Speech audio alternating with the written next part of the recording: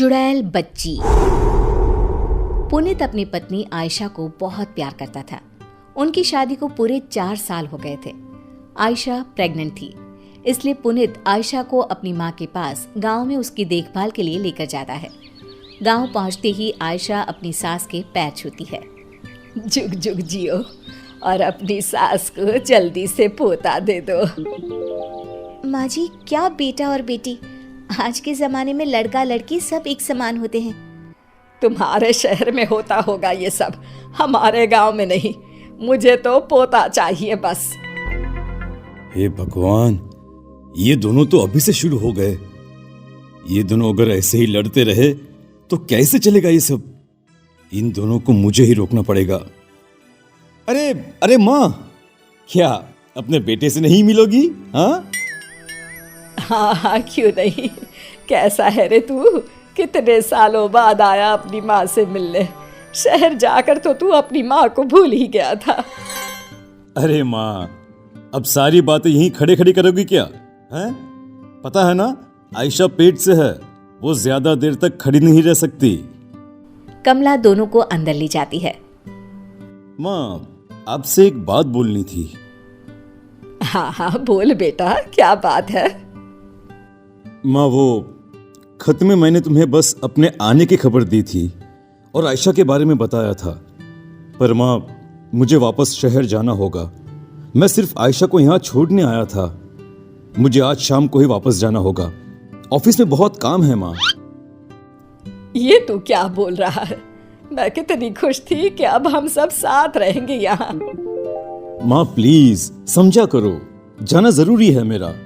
और माँ, तुमसे अच्छी सेवा आयशा की कोई और नहीं कर सकता, है ना? शाम होती ही पुनीत वापस शहर चला जाता है। आयशा का पूरा टाइम चल रहा था। उसको कभी भी कुछ भी हो सकता था। कमला अपनी बहू की खूब सेवा करती थी, उसे अच्छा अच्छा खिलाती थी और आखिर वो दिन आ ही गया। आयशा की तबीयत आज कुछ ठीक नहीं थी। मैं अभी दाई को बुला लाती हूँ, तुम अपना ध्यान रखना बहू। कमला दाई को बुला लाती है और कुछ ही देर में आयशा बेटी को जन्म देती है। बेटी हुई है, इतना बोलकर दाई वहां से चली जाती है। बेटी का नाम सुनते ही कमला को बहुत गुस्सा आने लगता है। इसको मैंने पहले ही कहा था, मुझे पोती नहीं पोता चाहिए, फिर भी इसने मुझे पोती दी। आधी रात को जब सभी सोए हुए थे, कमला चुपचाप उठती है। बच्ची अपनी माँ के पास सोई होती है। कमला बच्ची को उठाकर बाहर कुएं के पास ले जाती है। तभी बच्ची रोने लगती है। कमला उस बच्ची को कुएं में फेंक देती है, पर आयशा ये सब देख लेती है। माँ जी, ये आपने क्या किया? मेरी बच्ची आपने इस कुएं में फेंक दी। मुझे मेरी बच्ची चाहिए। मेरी बच्ची ला कर दो मुझे। अरे रोना बंद कर, अब देखना, अब की बार ना लड़का ही होगा। अपनी सास की ये बात सुनते ही आयशा वहीं दम तोड़ देती है। आयशा को मरा देख कमला बहुत डर जाती है, इसलिए उसे चुपचाप ले जाकर घर के पीछे गड्ढा खोदकर उसमें गाड़ देती है। कई साल बाद पुनीत गांव वापस लौटता है, ढेर सारे खिलौने लेकर। कहाँ है सब? आयशा! अरे माँ, कहाँ गए सब? हे भगवान, मुझे भी उठा ले। ये दिन देखने से पहले तूने मुझे क्यों नहीं उठा लिया?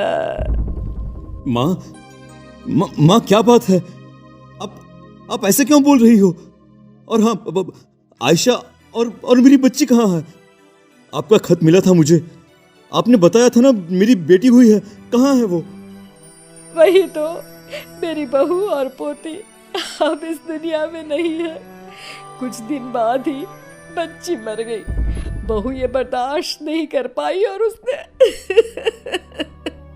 उसने भी अपना दम तोड़ लिया। और तू अब आया है कितने सालों बाद। क्या? ये आप क्या कह रही है माँ? माँ, आपने मुझे पहले क्यों नहीं बताया? मैं अपनी बच्ची की सूरत भी नहीं देख पाया। मैंने तुझे इसलिए नहीं बताया कि तू शहर में परेशान ना हो जाए। और अब मैं तेरी दूसरी शादी करूंगी, देखना वो बहू मुझे जरूर पोता देगी। पुनीत का रो रो कर बुरा हाल था। रात का समय था। उसकी नजर खिड़की से बाहर तारों पर थी। उसे नींद नहीं आ रही थी। तभी खिड़की से एक चुड़ैल बच्ची झांकने लगती है। पापा, पापा मुझे बचा लीजिए। कौन है वहाँ? पुनीत बाहर जाकर देखता है तो वो बच्ची वहाँ से भाग जाती है। अरे क्या हुआ बेटा, इतनी रात गए तू यहाँ क्या कर रहा है? चल अंदर जा, सो जा। माँ अभी खिड़की पर कोई था जिसकी सूरत बहुत डरावनी थी। वो मुझे पापा बोलकर पता नहीं कहाँ गायब हो गई। अरे ये गांव है बेटा, गांव में आए दिन छलावा घूमते रहते हैं, मतलब भूत चुड़ैल। जरा संभल कर रहना। हाँ चला बंदर, रात को ऐसी बातें नहीं करते। सुबह होते ही माँ, मेरा मन अब इस गांव में बिल्कुल भी नहीं लग रहा, इसलिए मैं सोच रहा था क्यों न मैं वापस शहर चला जाऊं। बेटा मैं तो कहती हूँ तू दूसरी शादी कर ले, पत्नी आ जाएगी तो तेरा जीवन फिर से हरा भरा हो जाएगा। नहीं माँ, मैं अब शादी नहीं करूंगा और मैंने अपना सामान भी पैक कर लिया है, तो मैं शहर के लिए अभी निकल रहा हूँ। पुनीत अपनी माँ की जरा भी नहीं सुनता। वो अपना सामान उठाता है और वहाँ से चल पड़ता है। आधे रास्ते पहुँचते ही वो चुड़ैल बच्ची उसे फिर से दिखाई देती है। पापा मुझे बचा लो, मेरा बहुत दम घुटता है। इतना बोलकर वो बच्ची वहाँ से भागने लगती है। तभी पुनीत उसे आवाज लगाकर रोक लेता है। रुको, कौन हो तुम? और तुम ये क्या बोलती रहती हो? मुझे बचा लो, मुझे बचा लो। मुझे बताओ, तुम्हें कोई परेशान करता है क्या? तब उस चुड़ैल बच्ची की आंखें लाल हो जाती है। तुम्हें ठीक से सुनाई नहीं देता क्या? मैंने पापा भी बोला था। ये तो चुड़ैल है, पर ये चुड़ैल बच्ची मुझे पापा क्यों बोल रही है? मैं इसे पूछता हूँ। पुनीत उससे कुछ पूछता, इतने में ही वो बच्ची वहाँ से भाग जाती है। पुनीत उसके पीछे भाग रहा होता है। तभी वो चुड़ैल बच्ची कुएं में जाकर कूद जाती है। रुको! और तभी पीछे से उसकी माँ आके उसे पकड़ लेती है। बेटा तू गया नहीं, और ये तू क्या करने चला था? मैं तुझे नहीं पकड़ती तो अभी इस कुएं के अंदर होता। पुनीत उस चुड़ैल बच्ची के बारे में अपनी माँ को सब कुछ बता देता है। ये सुनकर कमला बहुत डर जाती है, क्योंकि कुछ साल पहले उसी ने अपनी पोती को कुएं में फेंक कर मार डाला था। कुछ नहीं बेटा, मैंने तुझे बताया था ना, इस गांव में बहुत छलावे घूमते रहते हैं। वो छलावा तुझे मारने आया था और कुछ नहीं। वो छलावा नहीं था, उस बच्ची की आंखों में बहुत दर्द था, जैसे कुछ बताना चाहती हो। मुझे पता करना ही होगा, आखिर वो चुड़ैल बच्ची मुझसे क्या चाहती है, मुझे क्या बताना चाहती है। उस बच्ची से मुझे दोबारा मिलना पड़ेगा। इसके लिए मुझे यहीं रहना होगा गांव में। अरे इसे ये अचानक से क्या हो गया? अभी तो बड़ी जिद कर रहा था कि मुझे यहाँ नहीं रहना, शहर जाना है। अरे पता नहीं क्या हो जाता है इसे। दोनों वहां से घर वापस चले जाते हैं। आधी रात का समय था। पुनीत गहरी नींद में सोया होता है। तभी उसे किसी के रोने की आवाज सुनाई देती है। वो खिड़की से बाहर झांक कर देखता है तो वही चुड़ैल बच्ची बैठकर रो रही होती है। लगता है यही सही मौका है उस बच्ची से बात करने का। पुनीत उस बच्ची के पास जाता है। पापा मुझे बचा लो, मुझे बहुत घुटन होती है।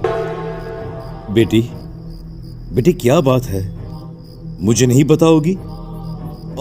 और तुम मुझे बार बार ये पापा पापा क्यों बोलती रहती हो? क्योंकि आप मेरे पापा हो। ये सुनकर पुनीत चौंक जाता है। क्या? ये तुम क्या बोल रही हो? मेरी तो कोई भी बेटी नहीं थी। पापा शायद आप भूल गए, आपकी एक बेटी थी जिसे पैदा होते ही आपकी माँ यानी मेरी दादी ने मुझे कुएं में जिंदा ही फेंक दिया, क्योंकि उन्हें पोती नहीं चाहिए थी। मुझे कुएं में फेंकते हुए मेरी माँ ने देख लिया और ये देखते ही मेरी माँ ने वही दम तोड़ दिया।